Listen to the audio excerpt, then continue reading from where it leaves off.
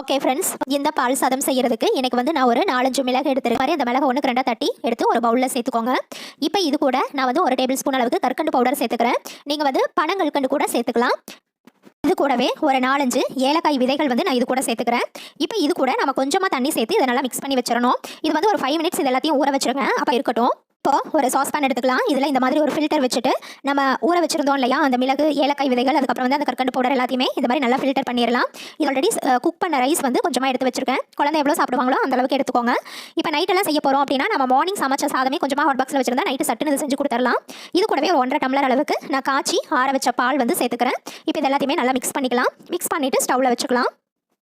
இப்போ இதை ஸ்டவ்வில் வச்சுட்டு நம்ம ஒரு 3 to 4 மினிட்ஸ் நல்லா குக் பண்ணி எடுத்துக்கலாம். பாருங்க, சாதம் நல்லா குழஞ்சு வந்துருச்சு. இது நல்லா குக் ஆயிருச்சு பால் கூட சேர்ந்து. இப்போ நம்ம ஒரு மேஷர் வச்சு இதை நல்லா மேஷ் பண்ணிக்கலாம். குழந்தை இப்போ நான் நல்லா குலைவாக சாஃப்டாக மசிச்சு எடுத்துட்டேன். ஸோ நம்ம குழந்தைங்களுக்கு வந்து இந்த மாதிரி கொடுத்தோம் அப்படின்னா அழகாக சாப்பிடுவாங்க.